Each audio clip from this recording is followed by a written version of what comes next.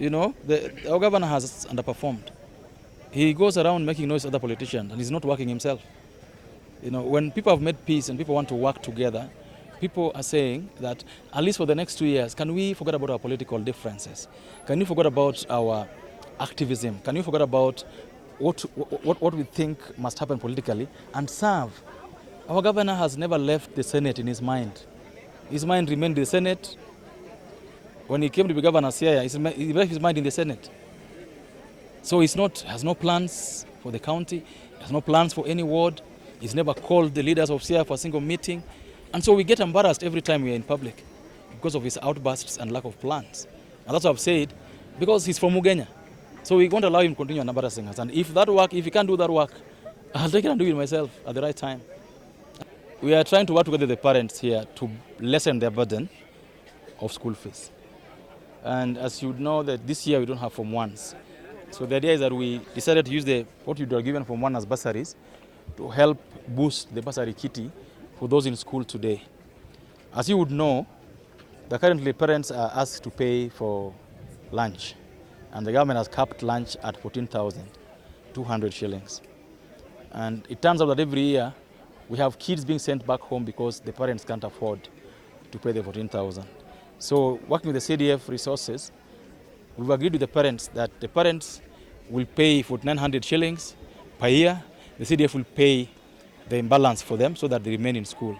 We've talked with the teachers, we've spoken with the stakeholders, and we believe that this will keep our kids in school, will make the kids have more time, contact with the teachers, and generally give relief to the parents on the issue of school fees.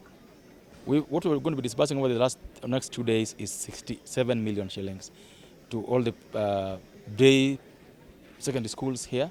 We got 34 of them, and then we got bursaries for students going to Teachers College here, the TVET here, the Kenya Medical Training College that is here in Ugenya.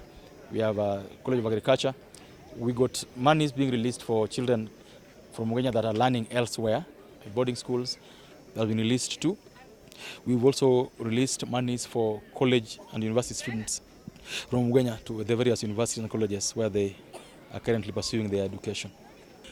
For the secondary schools, the beneficiaries around 9,350 secondary schools, and then we have around 380 students in our KMTC, the one in Ugenya, our Teachers College in Ugenya, and the TVET.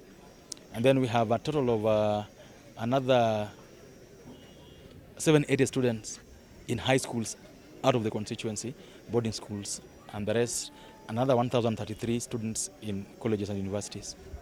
The problem here, you should know, is that the way the GSS has been planned is still confusing. Yeah, so even as Parliament, we still don't know how we're going to fund it using the CDF. It's a decision we had recently at Akamkunji, and we've not reached an agreement on how we're going to deal with the JSS, especially how to fund that. But for infrastructure, you would know this, that every school is getting classrooms for JSS. And it's like in my constituency, most of them have been constructed already. Yep. Is that we're going to be advertising, the Kera will advertise roads in the constituency, about 56 kilometers of roads, going from Sihai to a place called Kanyumba, then it'll come back to a place called Baruber, then it'll come through Jera into Sega, then it'll come from Sega to Ukwala Aboke, into a place called Odiado in Busia. Yeah, so those are the plans. Of course, we are launching the construction of the Ugenya Sports Academy, somewhere in Ukwala Ward. In the next 1 month also, we are giving the contractor the site for the affordable housing in Ukwala. You probably know now that there's some 60 million shillings for the construction of hostels and dining hall block at the Kenya Teachers College somewhere in Nyaharwa. There's some 30 million shillings for the improvement of the TVET here, another 30 million shillings for the completion of the Forestry College, also somewhere in Kuala Ward.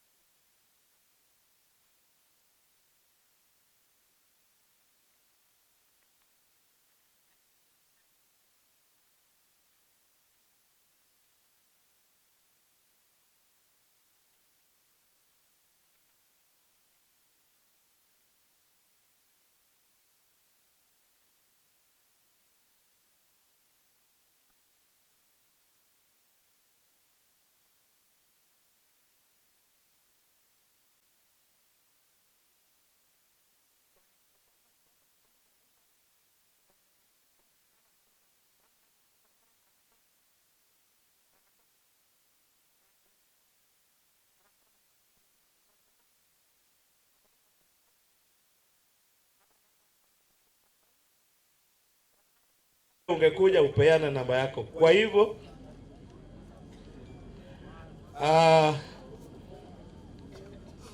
hivyo najua vizuri mheshimiwa en mar mujumbe jo kombego bro wuoyi liel ngeso donge jo mang'eny gwenge koro chieng' mowacha wacha gimoro manowach no team. Let me take this opportunity to welcome our honorable member of parliament and party.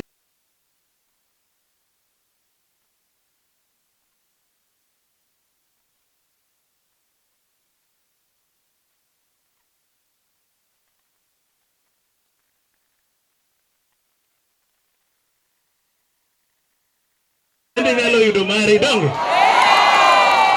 mara rio en ka Again, no penjren to mokel basari man thindoni to maruntie doge party ni manager marwa rukamano kwa mheshimiwa David Ochie, wageni wote ambao wamefika kwa hii siku ya leo kutoana cheki ya basari. Hamjambo. Fanya ni ya MDG au ni kuna serikali nyingine? Si ya MDG. Asanteni, sina mengi sana. Kuna chama ya MDG wawinjire kanya ngenda ka Nitimara barama ni dala sani nitimo bedi school the whole time sawa